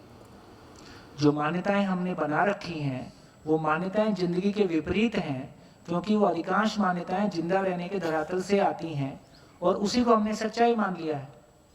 इसलिए फिर हमको लगता है कि ये संभव नहीं है। अभी जब हम विस्तार से चर्चा करके देखते हैं तो एक जगह में जाके देखते हैं तो हमको ये पता चलता है यदि कुछ कहा भी गया है तो वो क्यों कहा गया, उसका बेस कहाँ पे है। यदि रॉबिन्सन और हर्बर्ट स्पेंसर से लेके डार्विन जो कुछ भी कह रहे हैं, अब ये समझ में आता है ये शरीर मान के कहा गया है तो बिल्कुल ठीक कहा गया है। सुख दुख साथ साथ है, वो सुख दुख जो साथ साथ है वो शरीर वाला सुख दुख है, अनुकूलता प्रतिकूलता है। तो जिंदा रहने के धरातल पर सुख दुख साथ साथ है और हमेशा रहेगा, इसमें कोई दिक्कत नहीं है। लेकिन ये जो सोच में, ये जो आदमी में समझने की सामर्थ्य है, इसका प्रयोग करेगा और जो शाश्वत नियम है जिंदगी के उनको पहचानेगा, तो उसके भीतर एक स्टेबिलिटी आती है। वो हमको 4 दिन में 8 दिन में दिखने ही लगती है। तो हमको धीरे से ये क्लैरिटी बन जाती है कि हम चाहते तो हैं कि किसी बड़ी जिंदगी के किसी बड़े आयाम को पाया जाए, लेकिन उसका दरवाजा, उसका एड्रेस हमारे पास प्रॉपर नहीं है। हम जिंदा रहने में ही सारी चीज़ों को खोजने की कोशिश कर रहे हैं, वो संभव नहीं है। और फिर जिधर आत्मा और ईश्वर की तरफ ले जाते हैं, वो मान लीजिए कोई अच्छी बात हम कह भी रहे हैं तो कहने वाले का स्तर और सुनने वाले के स्तर में इतना फर्क है कि दोनों के बीच में गैप इतना ज्यादा है कि वो पहुंचता ही नहीं है। आत्मा छिलती नहीं है, कटती नहीं है, फटती नहीं है, हम कब से बोल रहे हैं? हमारे घर में तो रोज कटता फटता है सब कुछ। हम तो कब से कह रहे हैं कि आत्मा कटता नहीं है, फटता नहीं है, छिपता नहीं है, ये नहीं है, वो नहीं है। हमारे घर में तो रोज झगड़ा होता है। कौन बोलेगा हमारे घरों को देख के कि यार तुम्हारी कोई आत्मा नाम की कोई चीज तुमको पता है, कोई ईश्वर नाम की चीज तुमको पता है? तो हमारे पास बोलने के लिए बहुत बड़ी बड़ी चीजें हैं, लेकिन हमारे घरों में जाके देखते हैं तो उतना बड़प्पन नहीं दिखाई देता है। और ये अब के बच्चे ना सुनने वाले नहीं है। फिर अब के बच्चे बिल्कुल क्लियरली ये देखना चाहते हैं भी तुम्हारे पास कितना है उतनी बात करो, तो वहाँ आके हमको सोचना पड़ता है। तो मेरे को लगता है कि यदि कोई चीज़ संसार की ज़रूरत है, संसार तक पहुँचेगी। यदि चीज़ में दम है तो वो पहुँचेगी। यदि कोई दर्शन धरती पे अवतरित हुआ है तो उसको ले जाने वाले लोग भी धरती पे आ जाते हैं। ये हमारी आपकी जिम्मेदारी नहीं है, ये बड़ा ये व्यवस्थापक की जिम्मेदारी, व्यवस्थापक बड़ा वाला काम है। ये तो मैं उतना ही कर सकता हूँ जितनी मेरी भूमिका है। सही बात। भैया एक क्वेश्चन था, तो आपने बोला कि हम लोग के पास जब एक मॉडल होता है, राइट मॉडल, तो हम उसको देख के सीखते हैं। हाँ। सो अब ये जो जीवन विद्या है, इसको जब डिज़ाइन किया है ये नागराज जी ने, तो इनके पास भी कोई सही मॉडल होगा, उसी से इन्होंने इसको शायद डिराइव किया होगा, तो वो उन्होंने कैसे किया? सही मॉडल मतलब अस्तित्व अपने आप में सही मॉडल है। सही मॉडल आदमी नहीं बना सकता। कोई महापुरुष कोई नियम को बनाता नहीं है, कोई महापुरुष को डिज़ाइन को बनाता नहीं है। तो नेचर अपने आप में एक डिज़ाइन है ही, और हजारों साल से मानव उस डिज़ाइन को पढ़ने की कोशिश कर रहा है। तो अच्छी बात यह है कि तमाम धरती पे जितनी भी परंपराएं मौजूद हैं, सबके लिए सच्चाई एक है। सूरज, धरती, चांद, सितारे और आदमी सबके लिए अलग अलग नहीं है। उसी सच्चाई को पढ़ने का प्रयास है, उसी सच्चाई को कहने का प्रयास है। तो जैसे जैसे हम आगे बढ़ रहे हैं, उसको समझने का प्रयास, उसको कहने के प्रयास में फर्क तो पड़ता ही है। समय काल की अपनी आवश्यकताएं होती हैं। तो हर समय काल के अनुसार कोई स्थिति हमारी बनी है, हम आगे बढ़े हैं तो कुछ और अच्छी स्थिति बनी है। कभी हम क्लास 1 में होते हैं, कभी प्राइमरी में होते हैं, कभी कॉलेज में होते हैं, कभी PhD में आ जाते हैं।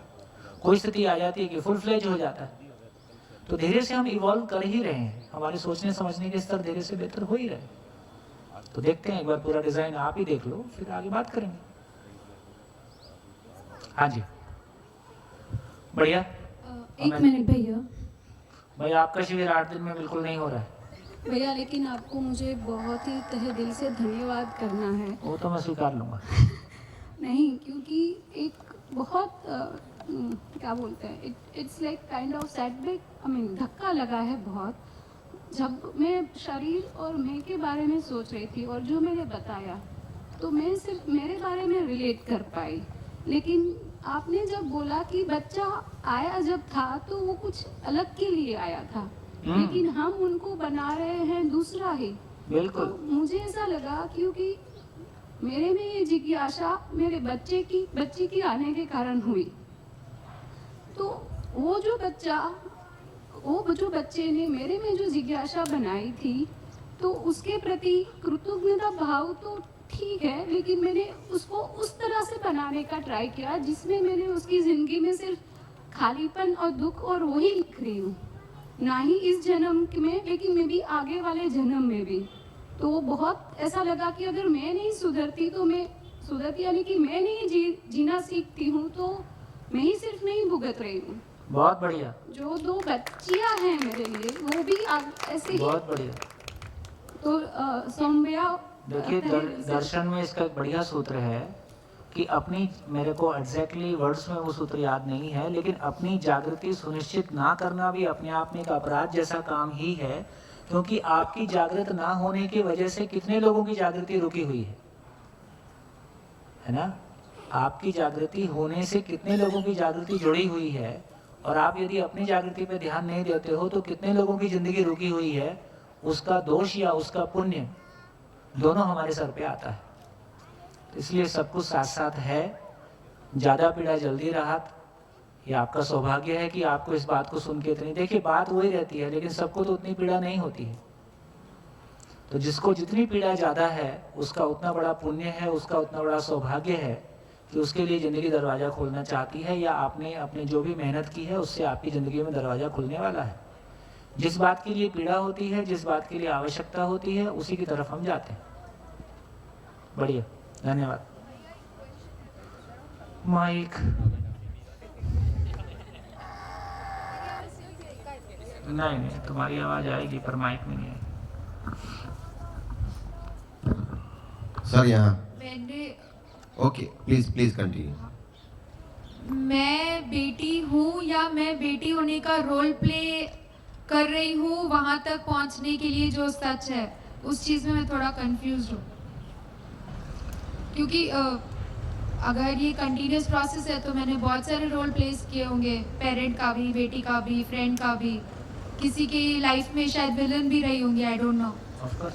तो फिर ये रोल प्ले है या, क्योंकि आपने बोला था भाव होता है, पैदा करने वाले से पालने वाला बड़ा होता है, ये इट्स ऑल अबाउट वो भाव है, और भाव मनोस्थिति से ही आएगा। तो वो मन की एक स्थिति है, शरीर से अलग है, तो वहाँ से थोड़ा कंफ्यूजन आया। तो कि मैं रोल प्ले कर रही हूँ या मैं हूँ? नहीं, रोल प्ले करने का क्या मतलब है? रोल प्ले करने का एक मतलब होता है कि हम नाटक कर रहे हैं। हाँ। तो ये नाटक नहीं है, सच्चाई है। मैं हूँ, ये सच्चाई है। हाँ। मैं एक मानव के स्वरूप में हूँ, ये सच्चाई है। हाँ। मैं एक लड़की के स्वरूप में हूँ, ये सच्चाई है। मैं एक बेटी के स्वरूप में हूँ, ये सच्चाई है। और वो एक चीज़ है अनेक चीज़ों में से जो मैं हूँ। हाँ, आप बेसिकली आप भाई मूलतः जीवन है, जिसको मैं जीवन कहूँगा, उसको मैं ना आत्मा बोलूँगा ना मैं इसको कुछ और बोलूँगा, एक नया नाम दे दूंगा, क्योंकि पुराने नामों के साथ में कंडीशनिंग जुड़ी हुई है। हाँ। तो मैं जीवन हूँ क्योंकि मैं जीना चाहता हूँ। यस। मैं जीवन हूँ क्योंकि मैं जीना चाहता हूँ। मैं माँ बाप से पैदा नहीं हुआ हूँ, ठीक, मैं किसी शरीर से पैदा नहीं हुआ हूँ। मैं अस्तित्व सहज हूँ और मैं जागृत होना चाहता हूँ। मैं इस पूरे मुझ में समझने की असीम ताकत है। मैं संपूर्ण को समझना चाहता हूँ। संपूर्ण को समझने के लिए शरीर एक साधन है। शरीर उपलब्ध कराने के लिए माता पिता एक साधन है, या माता पिता माध्यम है। माता पिताओं के माध्यम से मुझको शरीर उपलब्ध हुआ है। मैं जिस परिवार में उपलब्ध हुआ हूँ उसके प्रति मैं ऋणी हूँ कि उन्होंने मुझको साधन उपलब्ध कराया है। उस परिवार के प्रति अपनी जिम्मेदारी को पूरा करता हूँ तो वो परिवार समाधान समृद्धि पूर्वक जी सके, इस अर्थ में अपना योगदान वहाँ लगाता हूँ, है ना। तो मेरी ये समझने की जर्नी है और समझ को प्रमाणित करने की जर्नी है। इस अर्थ में संसार में उपयोगी होना चाहता हूँ और संपूर्ण को जानना चाहता हूँ, संपूर्ण के साथ जीना चाहता हूँ। मानव को व्यक्ति की संज्ञा, मानव को दो शब्द हमारे पास है, नमस्कार, एक बार में एक ही शिविर। तो मानव के पास दो शब्द हमारे पास हैं, एक शब्द हमारे पास है मानव, एक शब्द हमारे पास है व्यक्ति। मानव यदि बहुत टेक्निकली देखें तो मानव शब्द का मतलब है जो मन से संचालित है, उसका नाम मानव है। मन सबसे लोएस्ट लेवल है जीवन में, जीवन के एक्सप्रेशन में मन लोएस्ट लेवल है। ये लोएस्ट लेवल शरीर के साथ की एक्टिविटीज को बनाए रखता है, मिनिमम काम इसका ऐसा है। लेकिन जब हम व्यक्ति बोल रहे हैं, व्यक्ति का मतलब है कि मानव एकमात्र इकाई है एग्जिस्टेंस में जो संपूर्ण को समझकर व्यक्त हो सकता है, इसलिए इसका नाम व्यक्ति है। क्या ऐसा बोल सकते हैं, अगर मेरी समझ के हिसाब से मेरी जर्नी चल रही है तो मैं ही कर रही हूँ, मैं ही पेरेंट्स चूज कर रही हूँ, या मैं ही सारी स्थितियाँ चूज कर रही हूँ, तो मैं ही कर रही हूँ। आपने ही पेरेंट्स को चूज किया है, अभी आपने ही इस क्वेश्चन पूछने को चूज किया है। तमाम जो भी परिस्थितियाँ थी उसमें आपने अपनी चेतना के अनुसार निर्णय लिया है। जहाँ आप निर्णय ठीक से नहीं ले पा रहे थे वहाँ आपने पीड़ा पाई है। उस पीड़ा से मुक्ति के लिए किसी जागृति की, किसी उस मंजिल की तलाश है जहाँ उस पीड़ा से मुक्त हो जाएं। यही जीवन का धंधा है। तो जब उस रास्ते पे सही चल रहे हैं तो उसके करीब जा रहे हैं, नहीं तो फिर भटक के फिर ऑटो करेक्ट हो रहा है। ऑटो करेक्ट भटकते हैं तो फिर पीड़ा होती है। हाँ। तो फिर अपने आप को ऑटो करेक्ट करने की जरूरत, जैसे ही सही जगह पहुंचते हैं, हाँ यही मेरी जगह है, उसको पहचान लेते हैं, फिर वहाँ चलने लगते हैं। इसको शायद उत्क्रांति कहते हैं, उत्क्रांति। मेरा सवाल, मतलब सवाल नहीं है, मैं आपसे कुछ पूछना ये चाहता हूँ कि आपकी जागृति के पीछे कई लोगों की जागृति छिपी पड़ी है, बराबर। तो ये तो आपको, मतलब सोम भाई को बहुत पीड़ा देता होगा, आपको पीड़ा होती है? उसी पीड़ा से आप तक आया हूँ।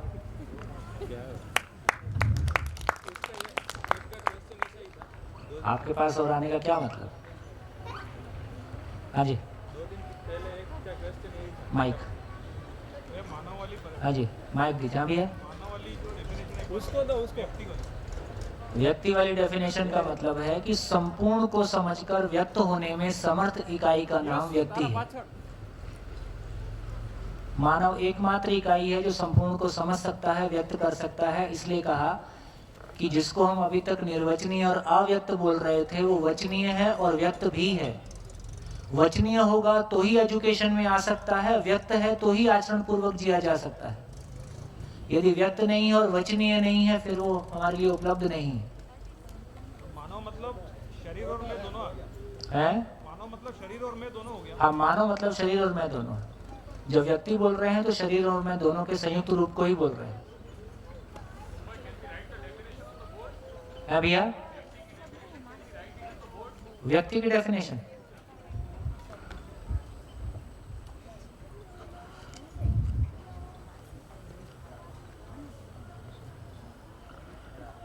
संपूर्णता को समझकर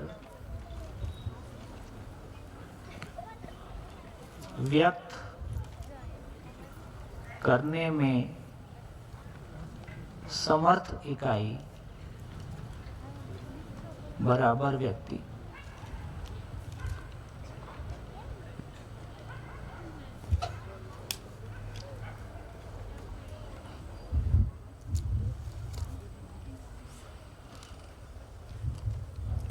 हाँ जी, हाँ आगे चलते हैं। तो देखिए, अब हम धीरे धीरे मैं को एक्सप्लोर कर रहे हैं कि मैं ये चीज़ क्या है। तो जैसा कि मैंने पहले कहा, मैं जीना चाहता हूँ, मैं जीना चाहता हूँ, मैं जीना चाहता हूँ, इसलिए इस इकाई का एक नाम रख लिया कि ये जीवन है। जीवन बोलें, मैं बोलें, आई बोलें, सेल्फ बोलें, है ना।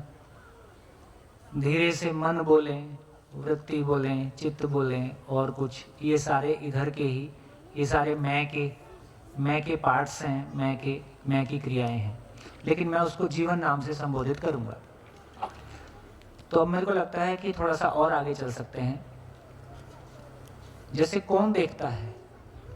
मैं देखता हूं कि आंखें देखती हैं। मैं देखती हैं कि आंखें देखती हैं? आंखें देखती हैं, हाथ उठाइए। आंखें देखती हैं।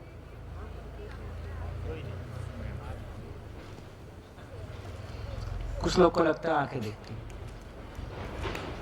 देखिए, हमको समझना होगा कि देखना किसको बोल रहे हैं। जैसे आप ही बोलते हैं कि मैं खा के देखता हूं, इसका मतलब जीभ भी देखती है।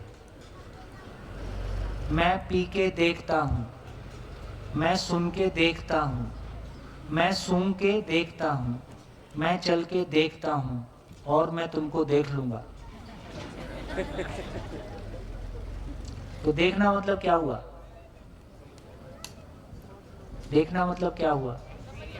एक्सपीरियंस करना, फील करना, समझना। समझने का काम किसका है? आँख का है कि मेरा है? मेरा है। तो मैं देखता हूँ कि आंखें देखती हैं? मैं देखता हूँ, आवश्यकता अनुसार माध्यम को चुनता हूँ।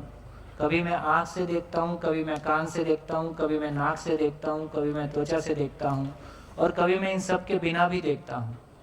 कैसे देखता हूँ? कभी मैं इंद्रियों के बिना भी देखता हूँ। कैसे देखता हूँ? अरे विचार करके भी देखता हूँ। जब मैं किसी के साथ अपने विश्वास को महसूस करता हूँ, जब मैं किसी के प्रति अपने सम्मान को देखता हूँ, तो उस समय मैं कौन सी इंद्री से देख रहा होता हूँ? ध्यान से। हाँ, इसका मतलब है ये ध्यान कहाँ है? ये शरीर में है। जब कोई गलती करता है तो हम क्या बोलते हैं? ध्यान से देखो। कोई नहीं चल पा रहा है तो ध्यान से चलो। हम कहाँ बोलते हैं टांग से चलो? एयरपोर्ट पे अच्छा लिखा रहता है, माइंड योर लेग्स। और नहीं बोलता कि टांग से चलो, कहता माइंड से चलो। तो क्या लगता है, ये पेन है कि सब ब्रेक करना है?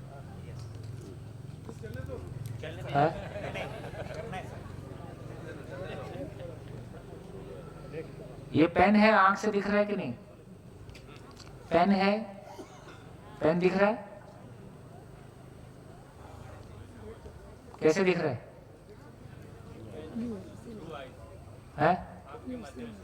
आंख के माध्यम से दिख रहा है। ठीक। इसका मतलब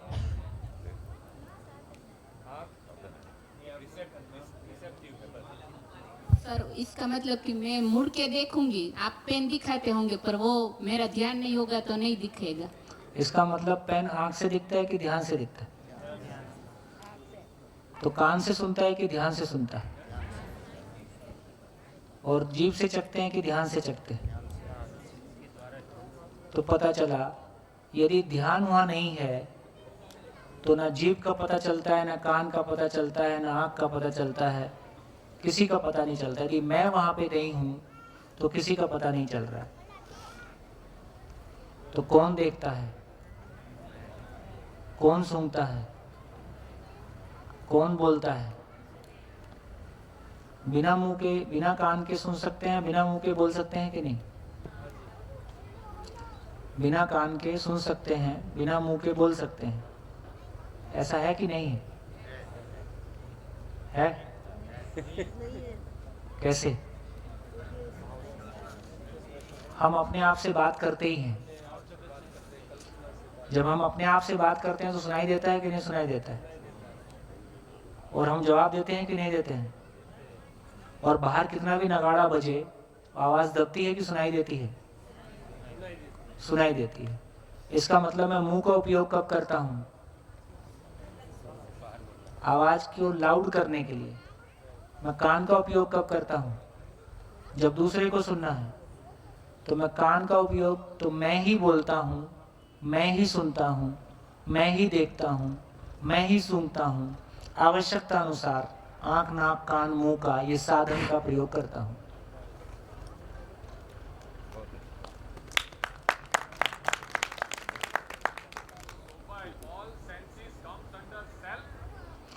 All senses are controlled by self,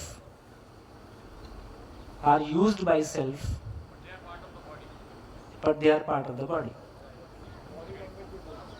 है? हाँ, बॉडी लैंग्वेज भी कहा जाए तो वो सेल्फ का लैंग्वेज है, क्योंकि बॉडी को लैंग्वेज देने वाला भी सेल्फ है। लाश में कोई लैंग्वेज नहीं होती। एक बार लाश हो गई, उसमें कोई लैंग्वेज नहीं है। तो जो भी बॉडी लैंग्वेज है वो बेसिकली मैं की ही लैंग्वेज है, मैं का पोस्चर है। मैं यदि इस पोस्चर में बैठता हूं तो ये मैं ही बैठा हूं, उसमें शरीर अलाइंड है। कौन सोता है? मैं सोता हूं कि शरीर सोता है? हाँ जी, वोटिंग कर लेते हैं। मैं सोता हूं, हाथ उठाएं। मैं सोता हूं, शरीर सोता है, दोनों सोते हैं। तो किसी का दोनों भी सोता होगा तो अपन क्या करेंगे? तो चाय ठंडी हो जाएगी। देखो चाय के सामने कैसे, अब चाय का सम्मान करना भी कोई बात है ना।